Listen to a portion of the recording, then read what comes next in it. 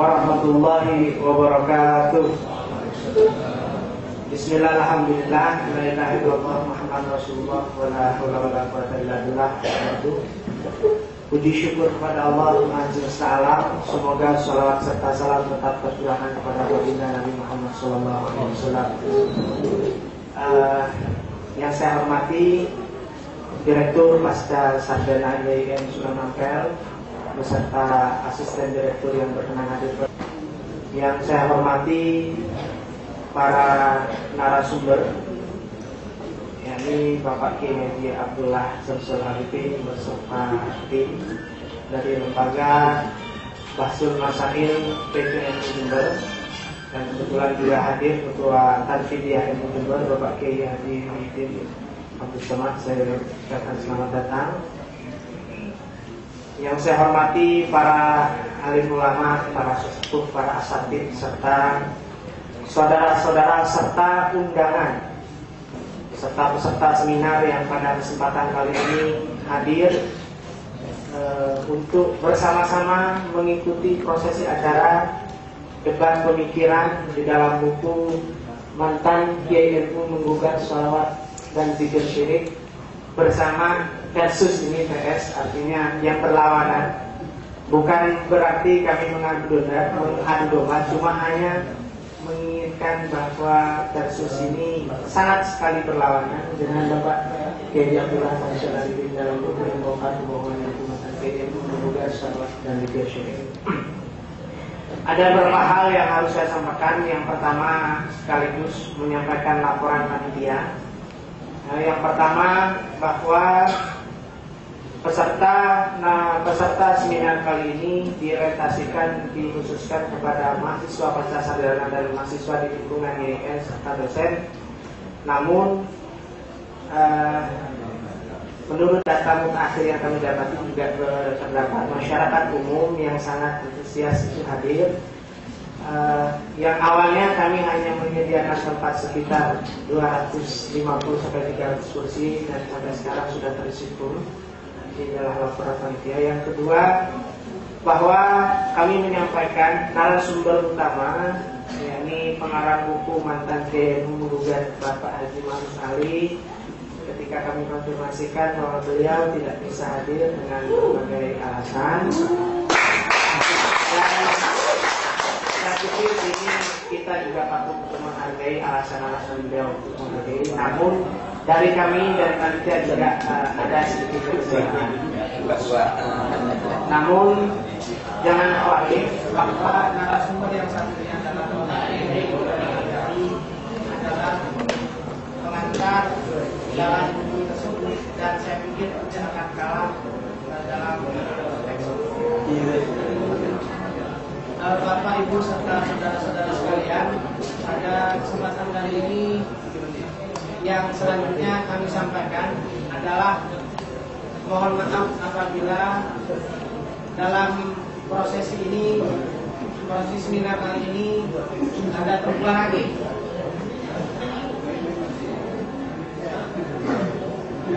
Ada tempat yang kurang memuaskan, kami dari panitia mohon maaf, dan kami mohon maaf dan mohon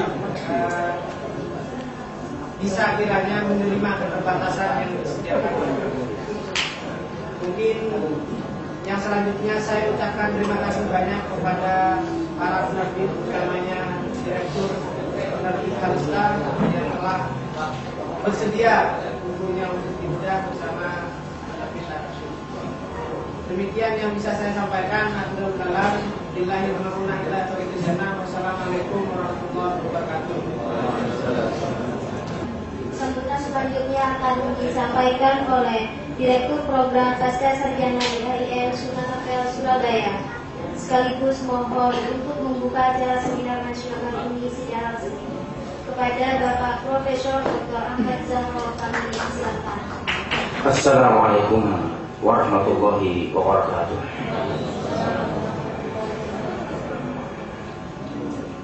Bismillahirrahmanirrahim.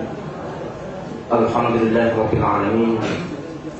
Wassalatu wassalamu ala asyrafil anbiya wal mursalin سيدنا محمد وعلى آله وأصحابه ومن تبعهم بإحسان إلى يوم الدين. سبحانك لا علم لنا إلا ما علمتنا إنك أنت العليم الحكيم. أما بعد. Hadratul Mukarramin, para kiai yang kebetulan saya kenal namanya Gus Ali Masyuri. Walaupun sudah kiai tapi nggak enak kalau dipanggil Gus. Jadi memang itu sudah label beliau Gus Ali. Kiai Muhyiddin Abdul Somad yang saya muliakan, Kiai Abdullah Syamsul Arifin dan Gus Idrus. Pak Muhammad Hamidi masih dalam perjalanan, moga-moga segera hadir. Para kiai, para gus, para santri, para mahasiswa yang dimuliakan Allah, yang saya hormati. Secara akademis, acara seperti ini menjadi tradisi pasca sarjana. Jadi bagi saya hal yang sangat biasa kalau ada acara bedah buku, kuliah umum, seminar, sarasehan, kolegium dan sejenisnya. Agak menjadi luar biasa tatkala dalam bedah buku itu ada 2 buku menggunakan istilah versus. Itu artinya lawan seperti tinju. Oleh karena itu mungkin karena ada kata VS itu, kalau khawatir ada yang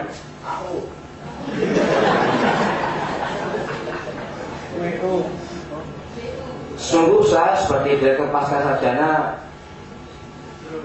menjadi tanggung jawab intelektual saya dan institusional pasca bahwa setiap ada produk keilmuan harus didiskursuskan, harus diinteraksikan, dan itu hal yang sangat wajar.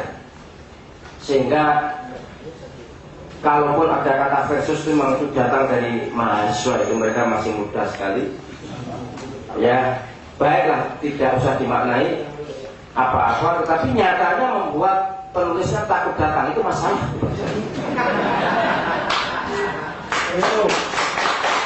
Kalau Pak Makrus Ali tidak mau datang atau tidak berani datang karena faktor keamanan, sungguh itu melelahkan saya. Betul. Saya sangat terhina tatkala saya konfirmasi berulang kali siap datang, kemudian akhirnya minta jaminan 3 miliar dan 2 truk polisi. Kalau 2 truk polisi, jangan kan 25 truk pun saya sanggup. Mendatangkan Pak Yusuf Kala kemarin kita juga bertruk-truk itu. Tidak ada masalah kalau soal keamanan. Sungguh di pasca sarjana sangat terhormat. Oleh karena itu tolong yang hadir hormati institusi pasca sarjana ini sebagai institusi ilmiah. Jangan sampai ada baku pukul sama sekali. Saya jamin. Alhamdulillah Gus, jaminannya Gus Ali. Saya berharap kita semua hamba Allah yang bermartabat. Saya yakin apapun pemikiran itu harus dikonfirmasi dengan pemikiran, bukan dengan okol.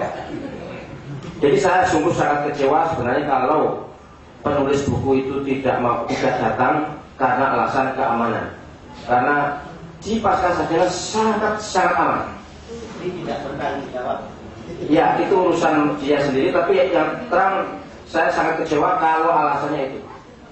Tapi kalau alasannya kesehatan atau apapun itu silakan. Tapi kalau alasannya keamanan, saya nyatakan bahkan khusus narasumber saya siapkan satpam khusus.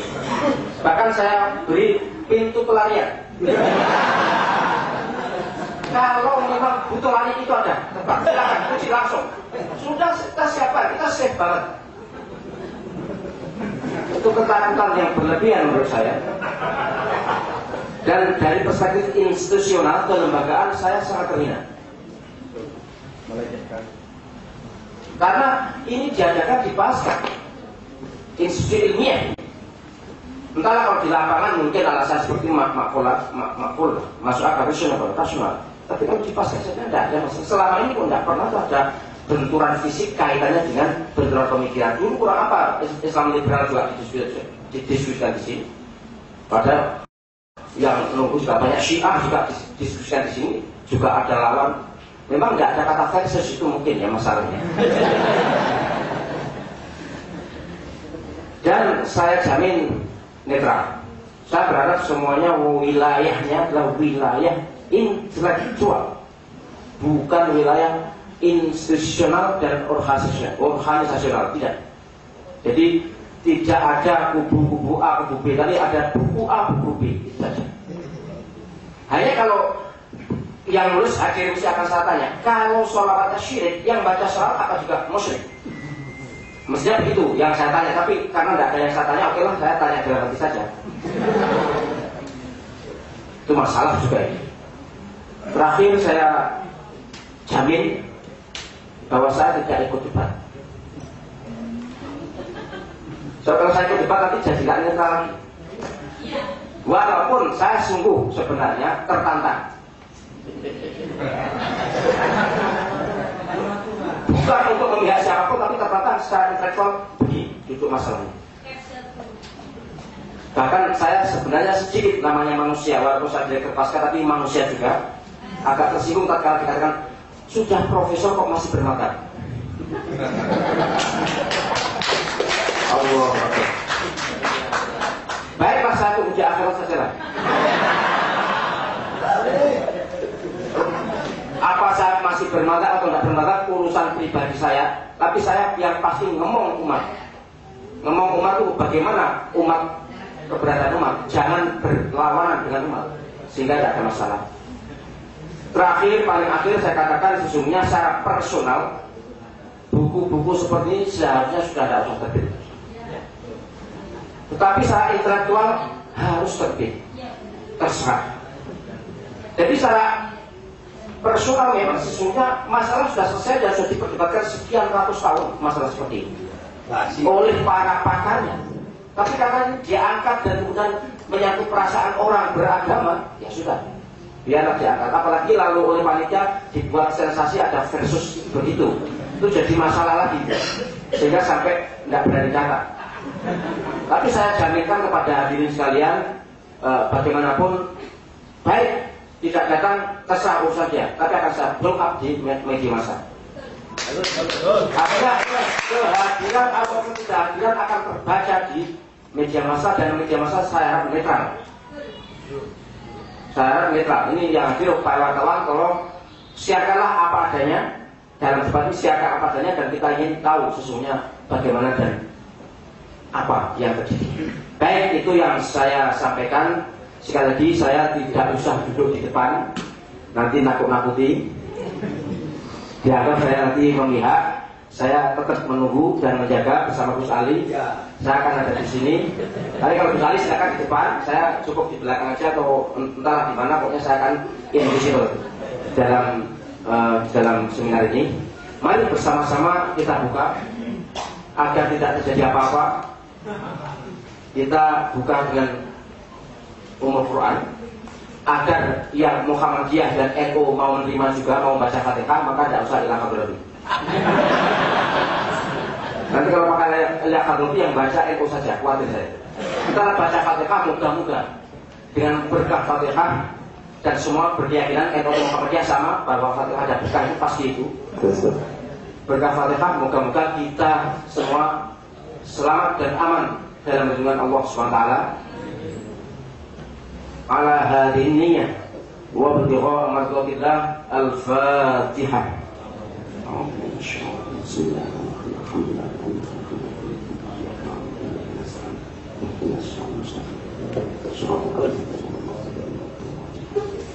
Demikian yang bisa saya sampaikan, dan dari saya selamat berdialog, selamat berdiskursus.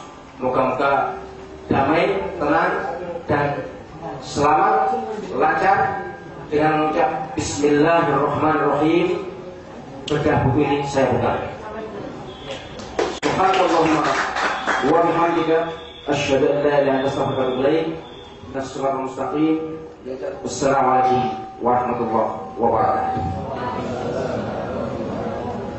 Kita tutup pembukaan acara seminar ini dengan Membaca hamdalah.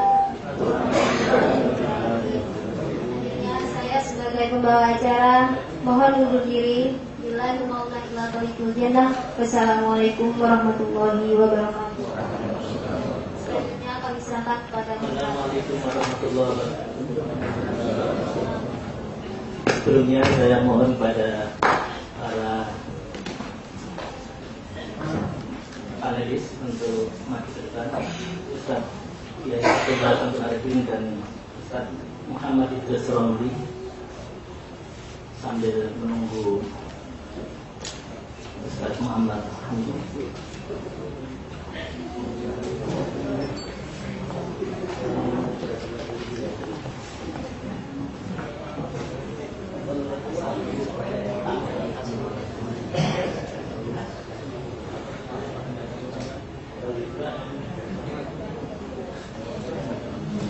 Ya, kita menunggu dulu Ustaz Muhammad Hamid Tirawo, nanti kemudian kita mulai.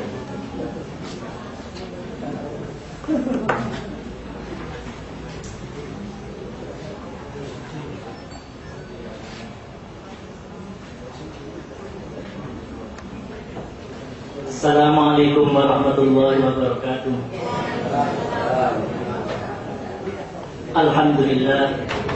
Alhamdulillahilladzi hadana wa kafa. Wassalatu wassalamu ala sayyidina Muhammadin nabiyil mustafa wa ala alihi wa ashabihi syurafa. Amma ba'du. Yang terhormat para ulama, para masyayikh, para asatidz, khususnya Ustaz Abdullah Samsul Arifin, Ustaz Muhammad Idris dan Ustaz Muhammad Hamidi, dan yang terhormat para tokoh masyarakat serta mahasiswa-mahasiswa sekalian.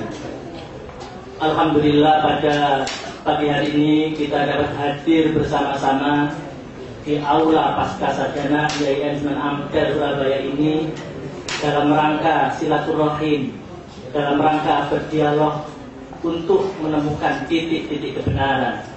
Al-haqqu min rabbika wa la takunanna minal mumtarin. Kebenaran adalah dari Allah dan jangan ragu-ragu terhadap kebenaran itu. Namun kebenaran yang ada dari Allah itu terwujud dalam bentuk Al-Quran dan As-Sunnah.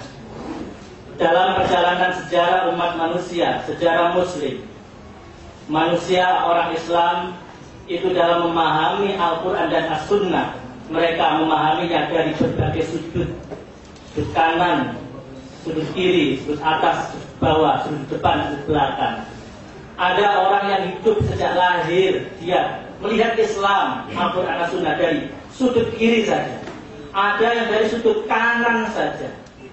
Oleh karena itu pada kesempatan ini kita ingin berdialog bersama-sama untuk saling mengintip sudut pandang kita masing-masing. Manakah di antara sudut pandang kita yang lebih sesuai dengan diri kita? Kalau kita memang sepakat dengan sudut pandang kita yang kita yakini sejak dulu, monggo. Kalau kita sudah tidak sepakat dengan sudut pandang yang sudah kita yakini dulu, monggo. Inilah merupakan forum untuk tetap mempertahankan sudut pandang itu atau untuk mengganti dengan sudut pandang yang lain. Nah, pada kesempatan ini, diskusi saat ini harus sangat menarik. Buku yang ditulis dengan judul Mantan Kiai NU, Mantan Kiai NU menggugat. Ini mungkin sudah ratusan ribu eksemplar di mana-mana di seluruh Jawa, bahkan di Nusantara. Buku ini laris manis, sudah kacang goreng. Kemudian buku itu dikantar dengan buku membongkar ini, yang ditulis oleh rekan-rekan dari LBM PCNO Jember. Dan buku ini juga laris manis. Dari sisi marketing ternyata berhasil. Kedua menerbit untuk meraup keuntungan yang banyak. Tapi jangan lupa bahwa di balik sisi materi mereka juga punya semangat jihad. Jadi yang satu ada semangat jihad dan satu ada semangat jihad yang lain. Intinya mereka saling beristihad dengan apa yang mereka kemukakan itu. Mengapa buku ini menarik? Buku ini menarik adalah karena buku ini mencantumkan nama NU. Yang mana NU itu adalah NU itu ada penghuninya gitu. Kalau Ustaz Hartono MJS menyerang orang YN, menyerang orang NU, menyerang ini, menyerang orang tertentu, pun tidak ada penghuninya. Orang YN diserang apapun, diam saja. Karena orang YN itu sudah macam-macam. Tapi kalau orang NU, ada penghuninya. Sebagaimana kalau ada seseorang mau ingin hebat, coba tulis buku, menyerang Muhammadiyah, menyerang Persis, akan ramai karena masing-masing organisasi itu ada penghuninya. Meskipun demikian, hal ini tidak mengurangi bahwa diskusi ini yang kita adakan ini adalah diskusi karena emosi. Diskusi ini akan kita adakan dalam rangka untuk mencari kebenaran. Sebagaimana yang disampaikan oleh Ustaz para kiai dari LBM, Lembaga Lajnah Basul Masail NU, bahwa diskusi ini akan diadakan secara terhormat, secara terbuka, dan secara bermartabat. Untuk itu sebelum diskusi ini diadakan, karena satu tadi Ustaz Haji Mahfuz Ali tidak bisa hadir di sini, maka saya mungkin perlu mohon konfirmasi dari Ustaz Muammar apakah sedia untuk diskusi ini. Sebatas yang tidak bisa. Oke. Alhamdulillah Ustaz Muammar bersedia. Bapak-bapak hadirin sekalian yang berbahagia, di buku ini sesungguhnya materinya sangat banyak sekali. Materinya kalau diringkas ada 4 bagian, yaitu pertama tentang tawassul, yang kedua yaitu tentang sunnah bid'ah, yang keempat yaitu tentang keagungan Rasulullah, dan berikutnya itu tentang bermadzhab. Karena diskusi ini agak sangat terbatas waktunya, karena itu saya tadi sudah konfirmasi bahwa diskusi ini hanya tentang 2 masalah saja, yaitu tentang masalah tawassul dan sunnah bid'ah. Untuk masalah yang lain insya Allah kita diskusikan pada masa-masa yang akan datang di tempat-tempat yang lain barangkali. Bapak-bapak hadirin sekalian yang berbahagia, marilah diskusi ini kita mulai bersama-sama dengan baca basmalah. Bismillahirrahmanirrahim. Untuk itu waktu yang pertama kita sampaikan kepada yang terhormat tim dari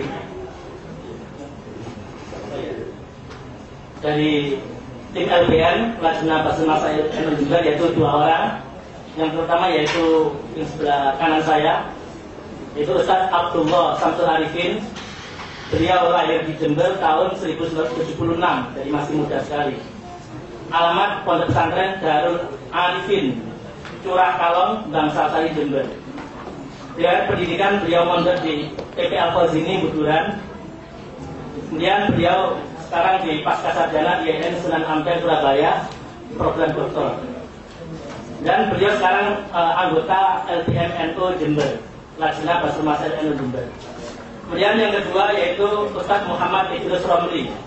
Dia lahir tahun 1975, masih muda. Kemudian alamat di Kencong, Jember. Pekerjaan guru ngaji, pendidikan Pondok Pesantren Sidogiri, Pasuruan. Kemudian dari tim buku mantan DNO di sini hadir Ustaz Muammal Hamidi. Saya kira kita banyak membaca buku-buku beliau.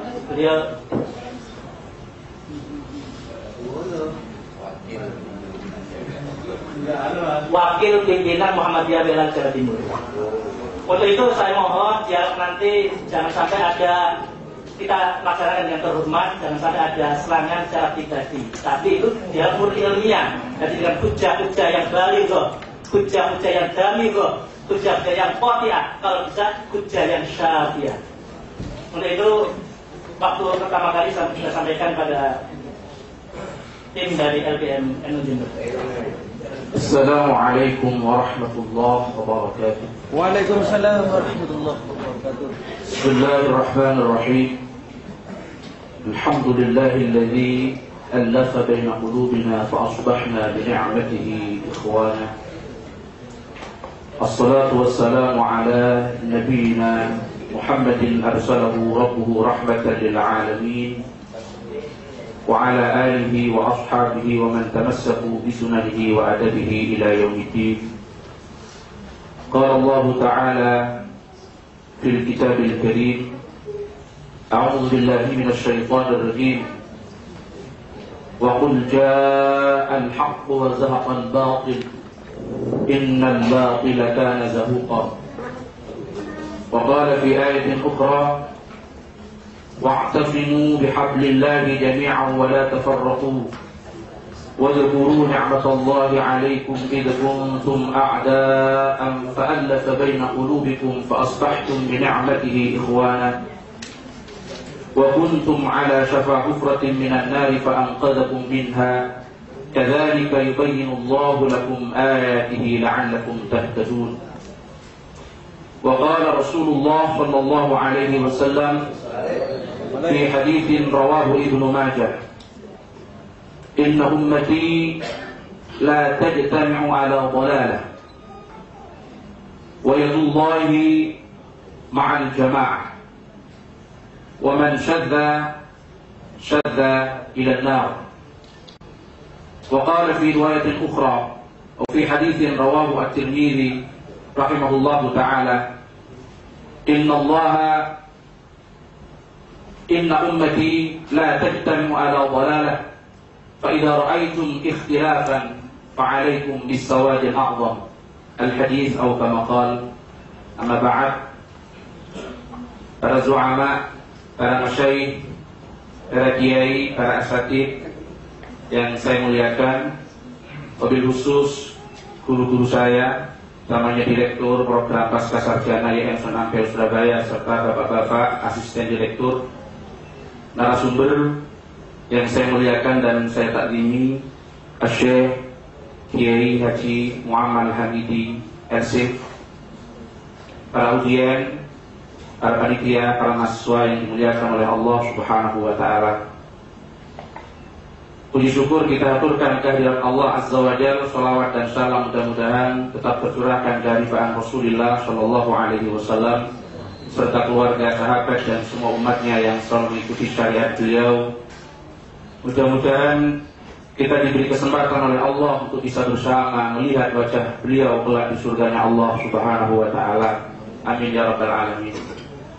Kami dari Lembaga Basul Masail NU Jember merasa sangat berbahagia karena pada pagi hari ini lembaga yang terhormat Program Pascasarjana YM Sunan Ampel Surabaya memfasilitasi untuk bisa bertemunya dua pemikiran yang dalam tanda petik tadi disampaikan agak berbeda.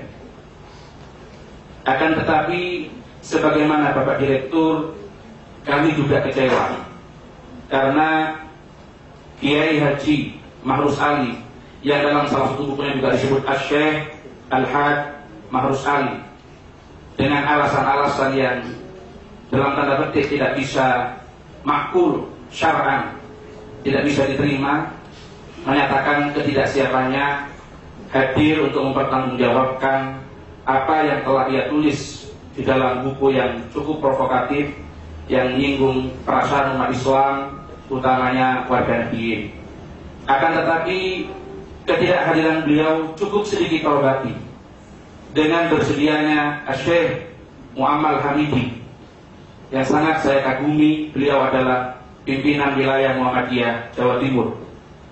Sebagai pemberi pengantar terhadap buku itu, mudah-mudahan wujuduhu fi hadzal majlis betul-betul yaqumu maqamahu, berada pada tempatnya Ustaz Haji Mahrus Ali dan bisa untuk mempertanggungjawabkan apa yang telah ditulis oleh Ustaz Mahrus Ali, sebagaimana pengakuan beliau sendiri bahwa beliau sebelum memberikan pengantar sudah menelaah dan mengkaji buku-buku yang ditulis oleh Mahrus Ali dengan teliti dan salut dengan pemikiran-pemikiran. Berarti ar-ridha bisyai' ridha bima yatawalladu minhu.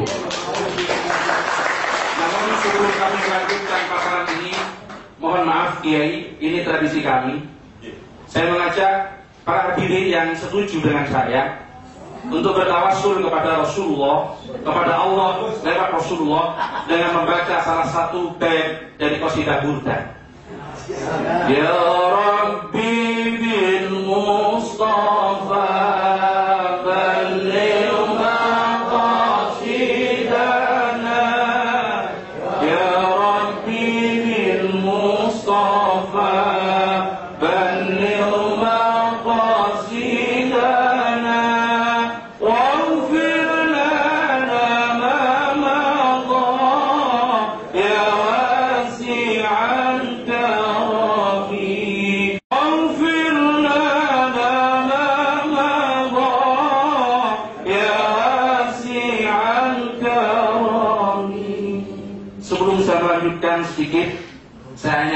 bertanya kepada para audien yang ikut membaca, adakah kalian, antum para hadirin yang ikut membaca tadi, bermaksud meminta kepada Rasulullah? Adakah antum menjadikan Rasulullah sebagai sesembahan selain Allah? Terima kasih. Gara-gara umat Islam membaca qasidah burda dan membaca as-salatu wassalamu alaika ya Rasulullah dan sebagainya, Ustaz Haji Mahrus Ali menyatakan bahwa umat Islam yang istighosah bighairillah subhanahu wa ta'ala, istighosah bidzawat, termasuk orang-orang yang musyrik, orang-orang yang kufur. Berarti yang sudah membaca tadi siap-siap disebut sebagai orang yang musyrik dan orang yang kufur oleh Ustaz Haji Mahrus Ali. Dan dalam istilah yang lain yang agak lebih santun sedikit, beliau Kiai Haji Muhammad Hamidi ternyata agak tidak sependapat dengan istilah itu, tapi beliau punya istilah yang baru, bahwa umat Islam yang beristighosah, yang bertawassul, bidzawat dan sebagainya, sebagaimana dalam buku itu disebut sebagai golongan mukmin musyrik oleh beliau. Sebuah istilah yang tidak pernah saya dengar sebelumnya, dan ini mungkin kalau kita hitung bid'ah dan min akbarin bid'ah, istilah ini yang dimunculkan oleh beliau, karena tidak pernah ada istilah sebelumnya mukmin musyrik. Dan kami mohon nanti di awal beliau menyampaikan harus mempertanggungjawabkan istilah ini, apa alasan beliau, landasan beliau menyebutkan orang yang bertawassul, beristighosah di dalam buku itu sebagai mukmin musyrik. Persoalan syirik bukan persoalan yang sangat mudah, bukan persoalan yang sederhana yang bisa kita lemparkan kepada siapa saja. Bahkan kita tahu bahwa WTS yang sekarang ada di Gang Banggoli, yang mungkin jarang sekali tersentuh oleh dakwah, yang tidak ada yang ngopeni, para pelacur, para mucikari, para perampok, yang tidak sholat pun selama mereka bersyahadat, tidak ada yang mengatakan musyrik. Bahkan wa innatu, mereka yudfanuna fi maqabiril muslimin bittifaqil ummah, tetap dikuburkan bersama dengan orang-orang Islam dan dirawat sebagaimana orang-orang Islam. Para hadirin yang saya muliakan, sudah beberapa abad lamanya umat Islam, khususnya di Indonesia ini, dalam keadaan yang ramah, dalam keadaan yang tenang, dalam keadaan bersatu. Mereka ada di bawah bingkai Islam yang sangat luas. Tidak ada yang memporak-porandakan persatuan dan kesatuan mereka, tidak ada yang memperkeruh suasana persaudaraan mereka. Mereka ada di dalam naungan tauhid, ada di bawah bendera panji Allah Subhanahu wa ta'ala. Namun kenyataan dan realitas ini menjadi berubah setelah datangnya sebagian kelompok yang selalu mengusik dan menonjolkan perbedaan-perbedaan pandangan yang bermuara kepada perbedaan mereka di dalam memahami an-nusus as-syar'iyyah, perbedaan mereka di dalam memahami nas-nas Al-Quran maupun As-Sunnah, di mana hal ini memang sedari awal sudah biasa berbeda, mulai dari kalangan para sahabat, para tabi'in, salafun as-salih. Akan tetapi setelah datangnya kelompok-kelompok itu, perbedaan-perbedaan tersebut semakin ditonjol-tonjolkan, semakin dibesar-besarkan, di mana keyakinan dan kebenaran yang diyakini oleh kelompok tersebut secara eksklusif monolitik menafikan keyakinan dan kebenaran yang memungkinkan untuk ada dan dikembangkan oleh pihak lain dengan argumentasi dan hujah yang mereka yakini. Akhirnya karena kesibukan mereka dalam mengurusi persoalan-persoalan yang sebetulnya tidak urgen untuk kita sikapi, terus terang tim Basul Masyarakat sebetulnya merasa tidak perlu untuk menanggapi buku Haji Mahrus Ali dan menghabis-habiskan waktu. Banyak PR yang harus kita selesaikan, kemiskinan, kebodohan, keterbelakangan, nasionalis Kristen yang terus mengambil umat kita satu persatu. Itu adalah persoalan besar yang sebetulnya harus kita jaga. Akan tetapi karena buku itu sedikit menyinggung perasaan mayoritas umat Islam, khususnya kaum Nahdien, maka kami dari tim Basul Masyarakat NU mencoba untuk memberikan tanggapan sesuai dengan kapasitas kami. Karena buku itu merupakan salah satu fenomena yang bisa mencerai-beraikan persatuan dan kesatuan umat. Dampak sosialnya cukup tinggi. Ada laporan di Solo, ada salah satu keluarga di mana salah seorang suami dari keluarga itu, bapaknya, aktif mendengarkan salah satu stasiun radio yang di situ terus dibacakan buku yang ditulis oleh Ustaz Haji Ma'ruf Ali. Terus ditulis, yang kebetulan istrinya adalah seorang aktivis muslimat. Yang akhirnya apa yang terjadi, dia mentakfirkan istrinya dan mengajak furqah karena dianggap istrinya telah syirik, berumuran dengan kesyirikan karena ada pada wilayah-wilayah yang oleh buku itu termasuk dikatakan isyrak, dikatakan musyrik kepada Allah Subhanahu wa taala. Oleh karena itu, walaupun secara sasiah kami dari tim Basul Masail tetap hormat kepada Ustaz Haji Ma'ruf Ali, apalagi kepada beliau Kiai Haji Muhammad Hamidi, yang tentunya para hadirin mengetahui bahwa beliau lebih berumur daripada kami, mungkin hampir separuh di atas kami, yang tentunya secara kuantitas ibadah beliau lebih banyak daripada kami kepada Allah Subhanahu wa taala. Tetapi hormat kami secara sasiah tidak menutup semangat kami untuk secara fitriyah melakukan koreksi, analisa terhadap pemikiran-pemikiran beliau, untuk kemudian kita sandingkan, kita bandingkan dengan al-adillah yang ada pada kami, dalam rangka untuk tetap merajut ukhuwah, tidak memperkeruh suasana, agar supaya warga kami yang dikohok, warga kami yang diserang, punya landasan, punya sandaran, dan dia merasa aman, merasa nyaman dengan amaliyah yang dilakukan selama ini, dan tidak terjadi provokasi serta menghindari hal-hal yang tidak kami inginkan. Dan sekali lagi, alasan Ustaz Haji Ma'ruf Ali, alasan keamanan Kiai Muhammad Hamidi adalah sebuah alasan yang tidak bisa dipertanggungjawabkan. Karena kalau kami ingin main opol, tidak perlu kami menulis buku susah payah. Itu sudah bisa diselesaikan oleh peraturan tim saja. Kalau mau main itu, tapi itu bukan tradisi kami. Karena ajaran yang diajari oleh pendiri pada kami, oleh pendiri Jamiah Nahdlatul Ulama adalah bagaimana di dalam dakwah kita harus sibuk mengislamkan orang kafir, mentauhidkan orang yang musyrik. Tidak seperti Ustaz Haji Ma'ruf Ali yang sibuk mengkafirkan orang Islam dan memusyrikkan orang yang bertauhid dalam kepentingan di dalam persoalan dakwah. Oleh karena itu, kehadiran buku ini tidak dimaksudkan untuk menyerang kelompok tertentu, mohon maaf. Dan ini mudah-mudahan juga tidak dibenturkan antara Hizbut Besar Muhammadiyah dan NU, walaupun beliau sebagai pengurus wilayah NU Jawa Timur, wilayah Muhammadiyah Jawa Timur, dan Al-Fakir juga sebagai salah satu pengurus wilayah NU Jawa Timur, tapi bagian bawah Kiai, kalau beliau pimpinannya. Tidak bermaksud mempertemukan dua organisasi ini, karena pimpinan-pimpinan kita baik Kiai Haji Hasyim Muzadi maupun Profesor Dr. Din Samsudin selalu berupaya untuk merajut ukhuwah. Walaupun gara-gara kehadiran buku ini, riak-riak yang mengarah kepada perpecahan sudah mulai tampak. Mudah-mudahan bisa diakhiri pada dialog ini dengan masing-masing mempertanggungjawabkan pemikirannya. Dari beberapa kajian yang kami lakukan, ada beberapa kejanggalan di dalam buku Ustaz Haji Ma'ruf Ali. Yang pertama, kejanggalan itu terdapat pada inkonsistensi metodologi yang ditetapkan oleh beliau, di mana beliau mengatakan bahwa di dalam beragama beliau tidak akan menggunakan pendapat. Itu disebut di dalam buku mantan KNU Muga, Selawat dan Zikir Syirik yang saya tingkat menjadi MKNU MSDS. Dia mengatakan saya tidak akan menggunakan pendapat dalam beragama. Tapi ternyata begitu memulai kajiannya, pada bab pertama ketika mengkaji Salamullah Yasadah, dia menukil pendapatnya Muhammad Husnain Makhluf yang dia tulis begitu, padahal seperti pengetahuan kami namanya adalah Hasanain Makhluf, bukan Husnain Makhluf. Apakah ini kekeliruan atau karena ketidaktahuan beliau mengutip beberapa orang yang tidak tahu namanya? Di dalam buku itu ternyata membebek melalui pikiran orang, dan terbukti sebagaimana yang kami tampilkan di dalam slide ini. Silakan secara angka dan kuantitas bisa dibaca. Beliau bertakbir kepada Ibnu Taimiyah, kepada Bin Bas, kepada tokoh-tokoh yang ada di sini, kepada Utsaimin, sebagaimana data yang ada pada kami. Berarti ada inkonsistensi pemikiran yang ada.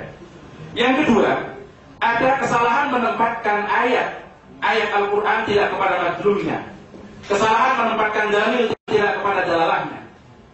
Di dalam mengkufurkan tawassul, istighotsah dan sebagainya, Ustaz Ma'ruf Ali menyandarkan pendapatnya kepada firman Allah Subhanahu wa taala di dalam surah Al-Jin ayat 18. A'udzu billahi minasyaitonir rajim wa annal masajida lillah fala tad'u ma'allahi ahada.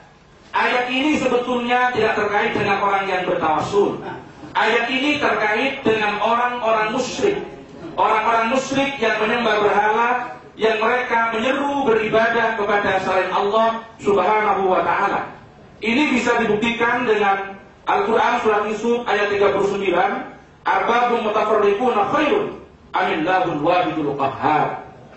Ayat kedua yang dijadikan alasan adalah walladzina tad'una min dunihi ma yamlikuna min qitmir in tad'uuhum la yasma'u du'aakum walau sami'u mastajabu lakum wa yawmal qiyamati yakfuruna bi syirkikum wa la yunabbi'uka mithlu khabir. Dalam surat Fatir ayat 13-14.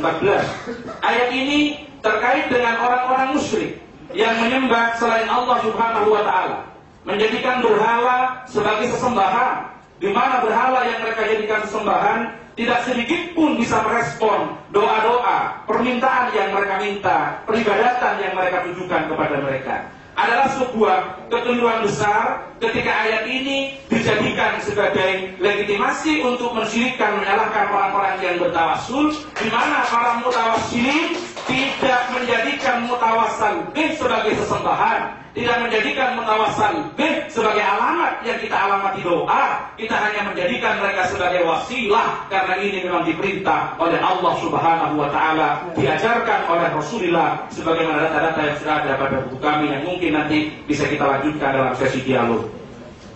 Waktunya sudah habis. Ya, saya tambah sedikit. Di antara kebohongan itu ada kebohongan di dalam membuat sebuah aliran baru, mazhab baru yang kontraproduktif. Yang lain bisa dibaca dan tidak bisa saya sampaikan di sini karena waktunya habis. Ustaz Mahrus Ali mengajak kita untuk melepaskan diri dari kungkungan mazhab. Dia mengatakan karena pendapat Al-Imam Syafi'i radhiyallahu anhu tidak tentu benar, tidak tentu sesuai. Tapi ketika dia mengajak kita untuk melepaskan diri dari mazhab, ternyata secara tidak langsung beliau menggiring kita untuk membebek dan bertaklid buta kepada ulama-ulama Wahabi, kepada tokoh-tokoh Wahabi yang dia nyatakan secara langsung, secara tegas di buku ini, bahkan di luar, ia mengatakan bahwa ulama-ulama Wahabi, ulama-ulama Saudi yang sudah barang tentu pemikirannya cocok dengan Al-Quran dan As-Sunnah, barang tentu cocok pemikirannya dengan Al-Quran dan As-Sunnah. Ini adalah sebuah pendidikan. Kita yang bermadzhab Syafi'i ada rambunya. Imam Syafi'i mengatakan ra'yi shawabun yahtamilul khata' wa ra'yu ghairi khata'un yahtamilus shawab. Tidak pernah mengatakan pendapat Syafi'i itu adalah pasti benar. Ijtihadnya adalah dhanniyun yujibul amal. Tapi dia mengatakan pendapat ulama Saudi pasti benar. Padahal di sisi lain mengajak kita melepaskan diri mazhab. Ini baru 3 yang saya sampaikan. Sebetulnya kami menyebut ada 9 poin sebagai simbol dari NU bintang 9. Tapi karena memang baru 3 yang bisa kami sampaikan dan makalah sudah ada pada audien, nanti sesi berikutnya bisa kita lanjutkan pada sesi dialog. Saya kira ini yang bisa kami sampaikan. Kurang lebihnya mohon maaf, dan untuk selanjutnya waktu kami kembalikan kepada moderator. Selanjutnya dialog akan sampaikan presentasinya oleh yang buat Ustaz Haji Muhammad Hamid. Assalamualaikum warahmatullahi wabarakatuh. Alhamdulillah alladzi hadana bi hidayil iman wal Islam wa arsyadana ila sa'adatid darain bil amni wassalam. Wassalatu wassalamu ala khairil anam nabiyina Muhammadin wa ala alihi wa ashabihi wa azwajihi kiram walladzina tabi'uhum bi ihsan ila khairi ma yahum. Amma ba'du. Bapak, saudara-saudara sekalian yang terhormat, saya tidak besar dari umum saja. Jadi pertama-tama saya sudah barang tentu sangat bersyukur pada Allah Subhanahu wa taala dan juga berterima kasih kepada saudara panitia yang pada hari ini dapat mempertemukan kita semuanya sebagai ikhwan muslimin atau sebagai Saya seperti Pak Muslimin dan politik ya.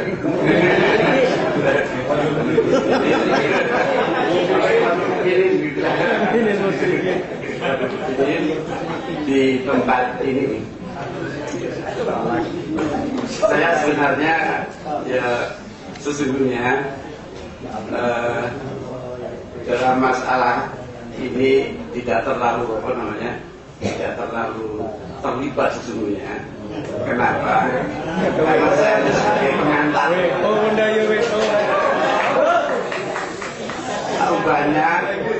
Saya ini barangkali tahu banyak seperti tukang pos gitu loh. Tukang pos itu juga mengantar surat, mengantar ini, tapi nggak tahu isinya seluruhnya. Sampai detail. Jadi sesungguhnya kalau dikatakan memang saya baca semuanya, tapi bacaan-bacaan bukan kemudian bacaan yang kolektif, tidak. Itu sebenarnya yang saya lakukan. Terus terang saja memang saya tidak meneliti satu per satu. Sehingga penempatan ayat yang disampaikan tadi, ya sesungguhnya saya pun juga malah masuk baru buat saya. Masukkan. Karena di sini perlu saya sampaikan, saya pun sebenarnya tidak kenal sama perusahaan itu sampai sekarang ini. Rupanya kayak apa? Ya, kayak apa itu saya tidak pernah kenal. Tetapi saya kenal adalah yaitu penerbitnya, karena penerbitnya yang datang kepada saya memberi pengantar.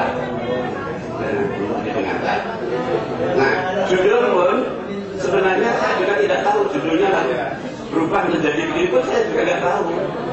Karena apa? Karena dalam pengantar itu tidak perlu dengan lalu judulnya apa. Judul itu kan sebenarnya untuk pelaris. Seperti yang dikatakan oleh Ustaz tadi, bahwa yang untung besar adalah memang penerbit. Nah, penerbit itu semua adalah mengambil dari judul-judul. Lalu kalau dianggap bahwa ini adalah meresahkan karena kata-kata NU, lah ini yang saya tidak tahu banyak tentang masalah itu. Kenapa justru itu lalu menjadi masalah yang meresahkan, ini yang dianggap itu. Ya. Di dalam masalah pengantar itu memang kenapa saya kemudian cepat-cepat dengan menyetujui dengan itu, karena banyak hal yang memang saya sependapat dengan itu. Saya sependapat. Setelah banyak hal saya sependapat. Nah, pertama bagaimana pendapat saya? Karena ada, yaitu tentang masalah syirik ini, memang masalah yang amat sangat berbahaya bagi Islam kita. Bid'ah adalah amat sangat yang paling berbahaya bagi Islam kita. Dan ini, ya, yang namanya syirik itu oleh Nabi dikatakan yaitu seperti dari bin namr. Jadi semut, ya, semut kecil yang bahkan di tempat lain disebutkan semut irang berjalan di tempat irang tadi. Jadi saking sulitnya itu. Karena itu bahwa para nabi semua diutus adalah sesungguhnya untuk memperbaiki akidah yang sudah rusak, yang dibawa, agamanya yang dibawa oleh para nabi dulu itu rusak di pertengahan dalam perjalanannya itu.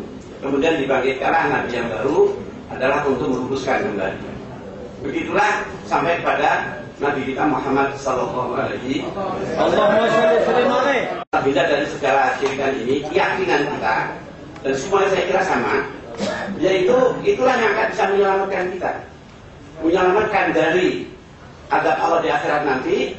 Bahkan itu pula yang akan menyelamatkan kutukan-kutukan Allah di dunia ini, yaitu alladzina amanu wa lam yalbisu imanahum bidzulmin ulaika lahumul amnu wa hum muhtadun.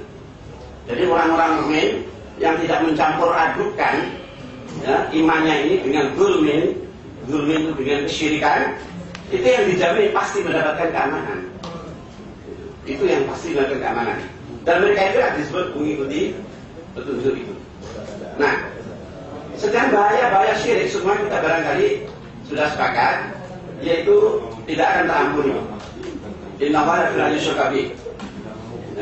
Dan syirik itu bisa membatalkan amal kita. Fa in asyrakta la yahbitanna 'amaluka. Wa la takunanna minal khasirin. Kita semuanya barangkali ingin mendapatkan syafaat dari Nabi. Semua saya kira begitu. Tetapi ternyata bahwa syafaat Nabi ini dikatakan yaitu fa'iyana ilatun insyaallah man mata min ummati la yusyriku billahi syai'a. Siapa yang mati yang ternyata tidak syirik pada barang sedikit pun. Nah, ini semuanya barangkali kita semua sudah sepakat. Hanya permasalahannya itu ialah yaitu tentang menilai sampai sejauh mana sebenarnya amalia-amalia itu kemudian dilakukan ini syirik, ini tidak syirik. Ini yang kadang-kadang memang agak sedikit yang ada perbedaan. Nah, misalnya begini, yaitu tentang masalah tawasul. Saya sebutkan tadi. Tawasul yaitu yang diambil dari Al-Quran wabtaghu ilaihil wasilah. Ya, yang di dalam tawasul itu kemudian dengan hati yang lepas bahwa dalam apa saja kita menyebut seperti yang disebutkan tadi itu antara lain, ya, bahkan dalam sedikit saya baca buku ini yaitu sampai ada kata-kata minta pada selain Allah begitu, ya, halaman 2. Oleh karena itu memanggil orang yang hidup atau yang sudah meninggal menggunakan mengagungkan, beristighosa, berziarah ke makam wali untuk tujuan tabarruk, mendapat barokah, meminta sesuatu yang secara umum tidak mampu dilakukan oleh manusia dan meminta pertolongan kepada selain Allah bukanlah termasuk ibadah kepada selain Allah. Dan sudah barang tentu juga bukan termasuk perbuatan syirik yang dilarang oleh agama. Itu apa namanya? Karena apa? Karena kata-kata wasilah tadi diartikan secara umum. Ya. Dalil-dalilnya memang sudah cukup, ya, yaitu dengan menggunakan dalil, ya, bahwa sahabat yang buta yang kemudian datang pada Nabi, kemudian akhirnya dia jauh di Nabi dari Nabi Rahman dan akhirnya bisa sembuh, ya. Kemudian hadis Bakar yang ketika dalam perang Persia itu yang kemudian dikatakan bahwa di Musiru dengan itu mereka dengan namaku disebutkan bahwa itu kemudian mereka mendapatkan pertolongan. Terjemahan ini Pak yaitu wasta'inu bis-sabri was-shalah yang diartikan jadikanlah sabar dan sholat itu sebagai pertolongan. Nah, seperti itu yang kemudian sampai melebar dengan pengertian yang tadi. Sementara ini kami berpendapat bahwa al-wasilah itu adalah iman dan amal soleh. Jadi bagi ilahi wasilah adalah mencari kepada Allah ini dengan apa namanya iman dan beramal soleh. Dan sekarang ilahi itu adalah ila mardhati. Ya, jadi untuk mencapai dalam keridhaan Allah haruslah mempunyai keimanan yang baik dan beramal soleh. Itu sementara ini kami mengatakan demikian, tidak seperti tadi. Atau yang oleh Dr. Wahbah Zuhairi dalam tafsirnya Al-Munir dikatakan utrubu ma yatawassalu bihi ila ridwanillah. Jadi carilah apa yang kiranya untuk bisa mendapatkan ridwan Allah dengan sesuatu itu.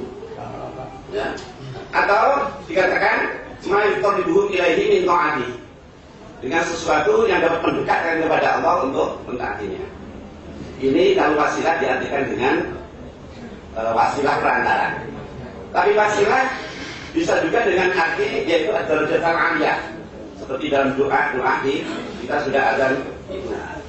Nah ini itu pun juga adalah harus bisa ditempuh dengan iman dan amal soleh. Sementara hadis-hadis tentang itu doa tentang masalah orang buta itu kami mengartikan dengan doa Nabi. Nah, doa Nabi. Dan hadis yang Abu Bakar bin Busir itu adalah yaitu bahwa dengan menyebut Nabi karena mereka sudah selama itu benar. Karena ketika ditanya man da'akum ila Allah, kemudian doa Rasul. Nah, dengan itu kemudian mereka menyerah.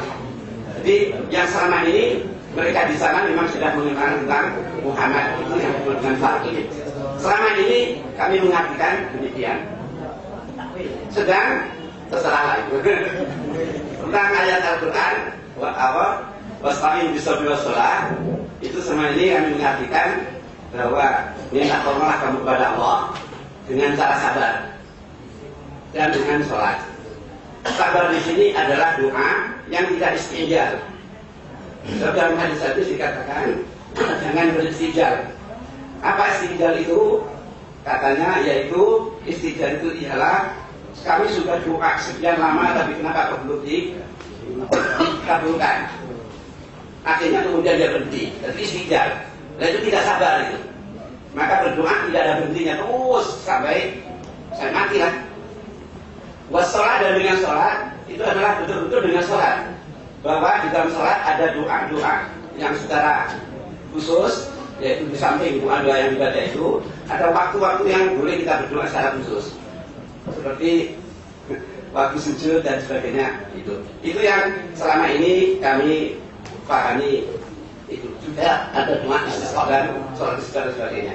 Nah, sementara tentang masalah berdoa karena Allah itu dekat, qarib, maka seperti yang diajarkan oleh Rasul, idza sa'alta fas'alillah wa idza sta'anta fasta'in billah.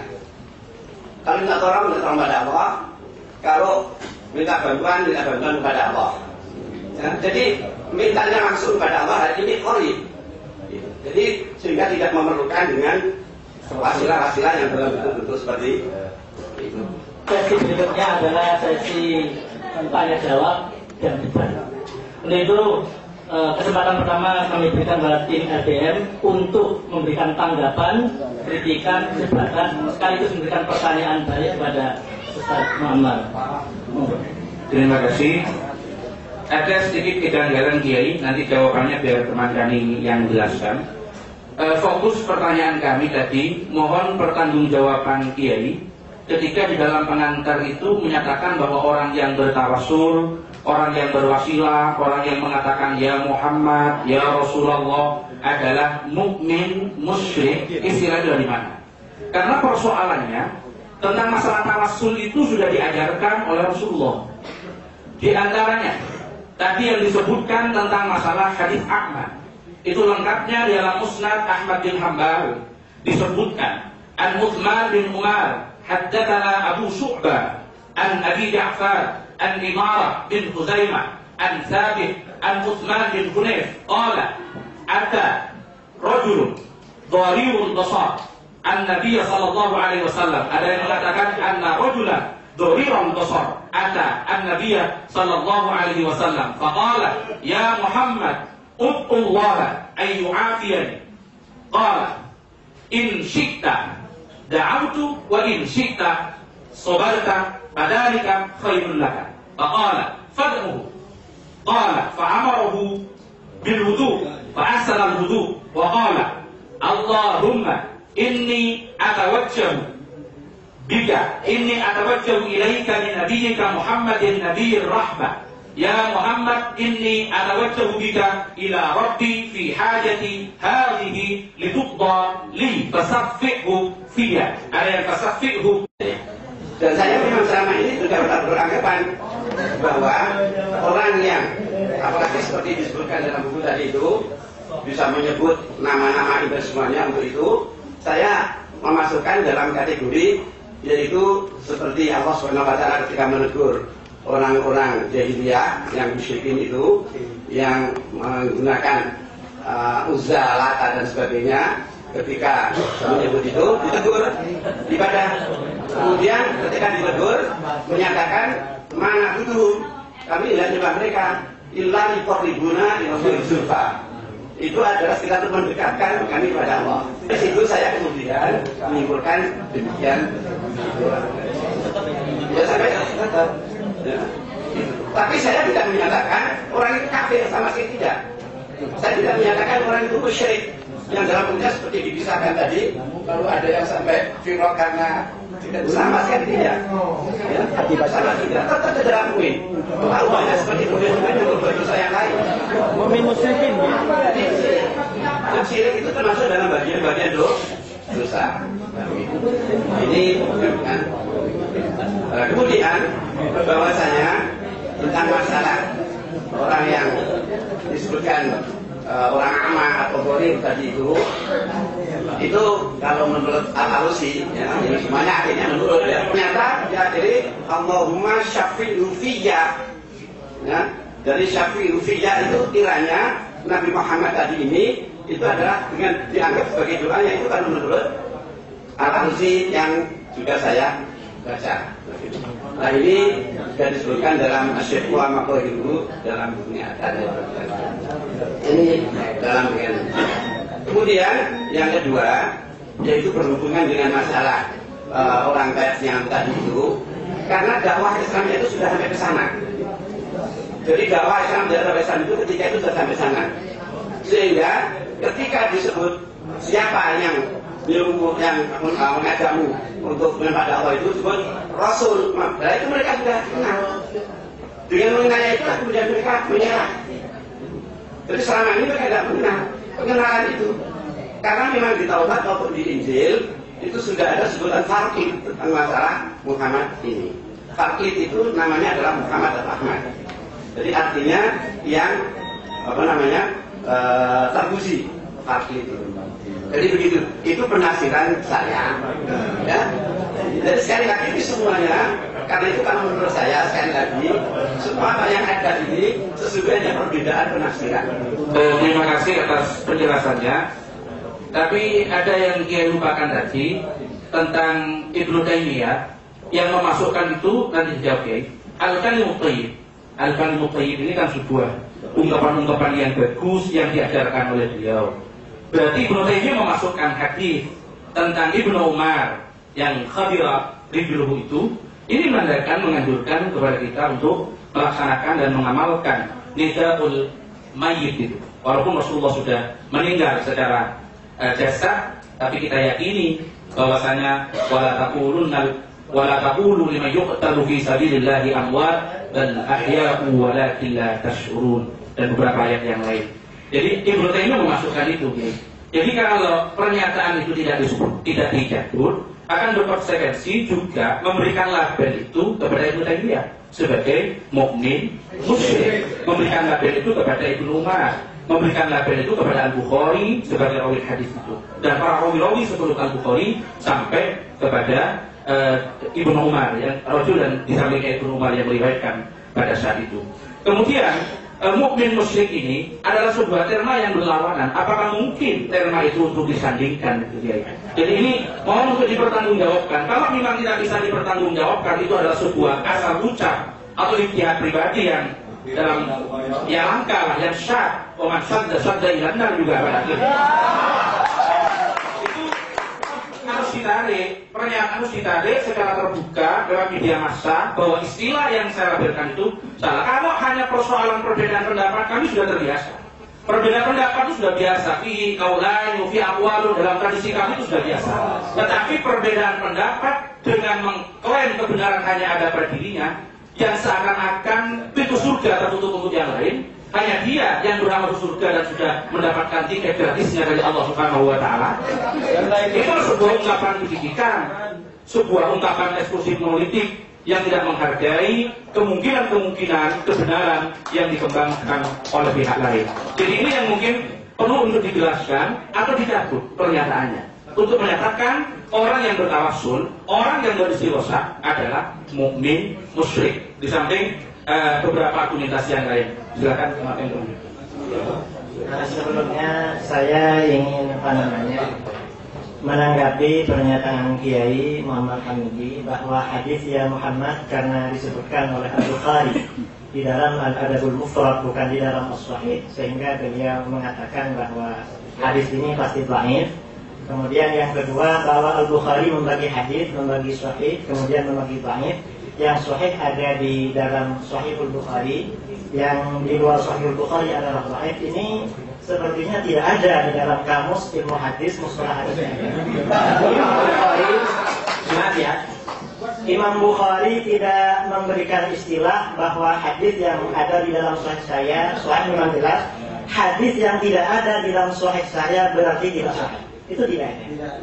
Bahkan hadis yang ada di dalam Al-Adabul Mufrad, para ulama banyak yang mengatakan bahwa sebagian hadis itu memang ada hadis yang dhaif, tetapi tidak sedikit dan banyak juga hadis yang ada di dalam Al-Adabul Mufrad maupun di dalam kitab-kitab beliau yang lain seperti Al-Qira'ah Khalfal Imam atau kitab beliau Af'alul Ibad, tentang Af'alul Ibad, atau ketika beliau At-Tarikhul Kabir dan lain sebagainya. Itu tidak harus dhaif, yang sahih juga ada. Jadi saya kira pernyataan Kiai bahwa hadis yang ada di luar sahih itu tidak pasti dhaif atau tidak sahih, barangkali itu tidak ada dalam ilmu mustalah hadis, karena para ulama mendefinisikan hadis sahih di dalam ilmu mustalah itu awaluhas sahih wa mattasal isnaduhu wa lam yashudda aw yu'an yarwihi abdul dhabitun an mithlihi mu'tamadun fi naqlihi wa dhabtihi. Para ulama tidak mengatakan bahwa hadis sahih itu hadis yang ada di dalam Sahih Bukhari.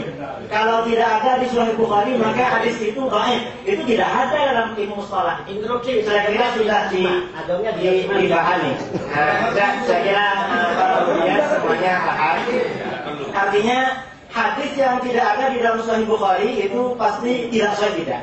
Bahkan yang kedua ada namanya Sahih Muslim. Kemudian di bawah Sahih Muslim itu ada As-Sunan Al-Arba'ah, Sunan Abu Dawud, At-Tirmidzi, An-Nasa'i dan Ibnu Majah. Kemudian di bawahnya lagi ada Musnad Ahmad, Muwatta Malik, Sunan Ad-Darimi, dan di bawahnya lagi ada lain-lain.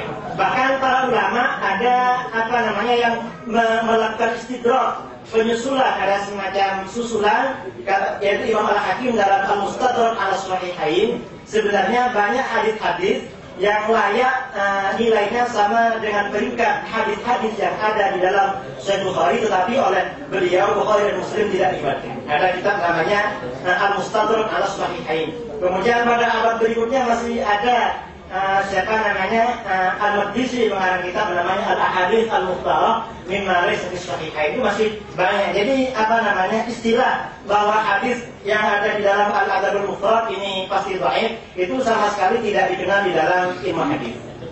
Ternyata sudah banyak menyimpang dari pokok permasalahannya. Saya hanya katakan Imam Bukhari itu meriwayatkan banyak sekali hadis. Kemudian dipilihnya yang sahih menjadi Sahihul Bukhari. Yang tidak sahih dinamakan Adabul Mufrad dan Tarikh Bukhari. Jadi bukan kemudian berarti yang sahih itu semua hanya di Bukhari saja. Kalau tidak Bukhari itu sama sekali tidak demikian. Nah, itu sudah yang tidak sahih. Itu begitu.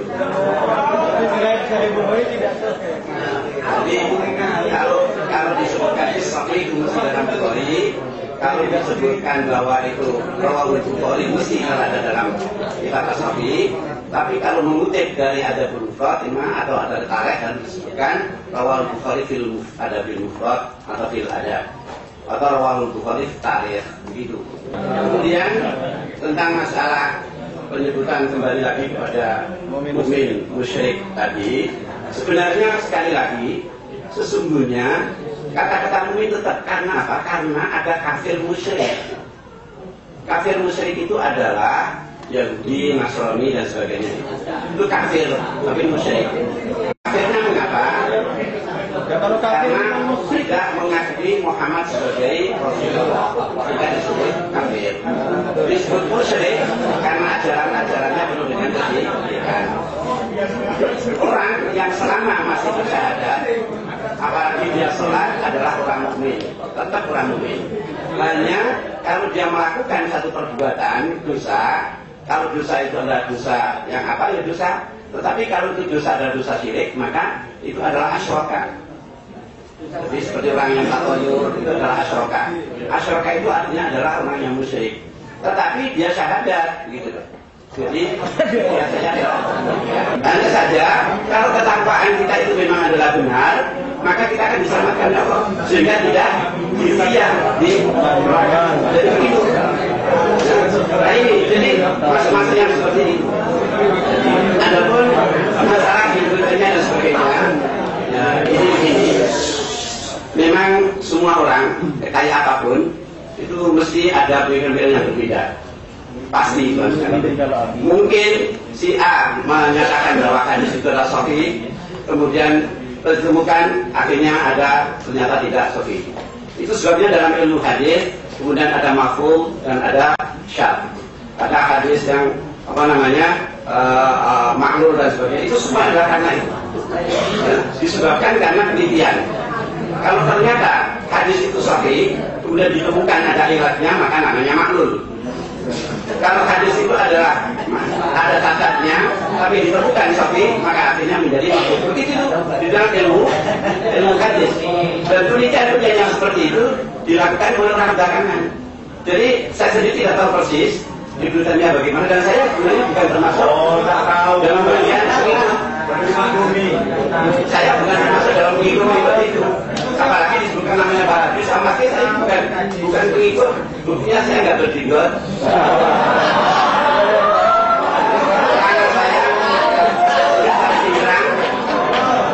Saya biasa seperti bapak-bapak, tidak ada bedanya. Sekarang apakah itu dicabut atau tidak? Nah ini tinggal masalah lihatnya memang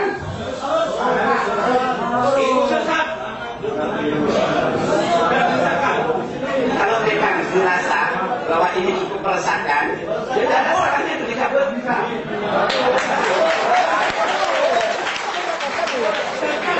Ketika Kiai tidak bisa menjelaskan tentang status hadis itu, tentang masalah hadis Ibnu Umar yang ada dalam Adabul Mufrad itu statusnya seperti apa, sahih atau kalau memang dhaif, kedhaifannya terletak pada siapa?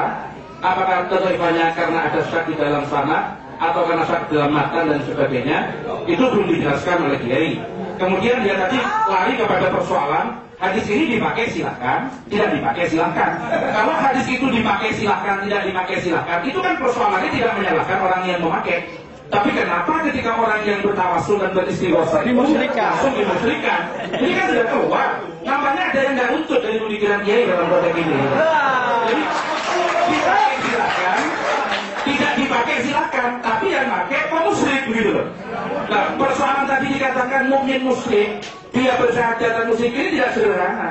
Karena syirik sendiri itu adalah termasuk syar'u anwa'il kufri. Paling jeleknya kekufuran. Orang yang musyrik tidak bisa gandeng dengan mukmin. Kalau tadi dikatakan kafir musyrik, ya sama dengan kita mengatakan mukmin muslim. Tapi tidak bisa untuk digandengkan perkataan itu. Ada beberapa ayat Kiai yang sangat bertentangan dengan pernyataan Kiai tadi. Di antaranya di dalam surat Al-Maidah ayat 72 dikatakan innahu may yusyrik billah faqad harramallahu alaihi al-jannah wa ma'wahu an-nar wa ma lil-zalimin min ansar. Berat sekali ini. Berat sekali akibat yang akan dialami oleh orang musyrik yang dia tidak akan mendapatkan surga, berhak untuk neraka. Ya ayyuhalladzina amanu innamal musyrikuuna najisun fala yaqrabul masjidal haram ba'da 'amihim hadza. Orang yang tidak boleh mendekati Masjidil Haram itu kan statusnya karena dia sudah kufur. Karena dia sudah musyrik. Berarti dengan menempatkan label musyrik, sama juga sebetulnya secara tersirat di situ juga menyebutkan kufur, tapi hanya diembel-embeli dengan kata mukmin untuk pengkaburan terhadap makna dari apa yang diucapkan yang tidak bisa dipertanggungjawabkan. Jadi bukan persoalan silahkan kalau mau dicabut, tapi kalau memang ini tidak ada argumentasinya, hanya asal ngomong, harus disampaikan secara terbuka bahwa saya salah dalam menyatakan ini dan siap mencabut untuk dicatat oleh istilah saja. Itu yang perlu dicatat.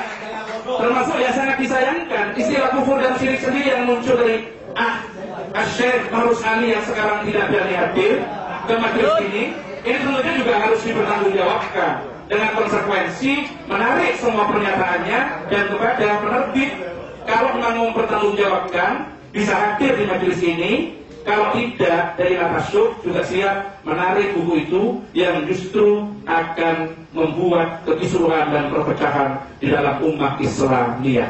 Silakan. Tapi saya kira tidak perlu terlalu banyak menanggapi Pak Kiai, karena seperti yang kami sampaikan masalah ilmu hadis tadi kurang begitu, beliau kurang begitu teliti terhadap apa yang saya sampaikan.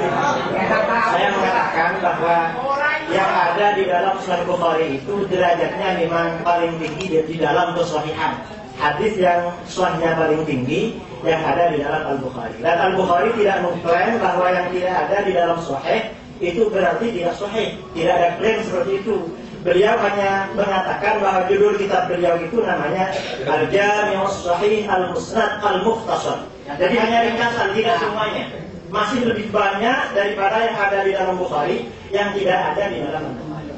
Dan saya kira ini tidak perlu dijelaskan lebih panjang. Ada sekali lagi soal menyandingkan kata-kata itu.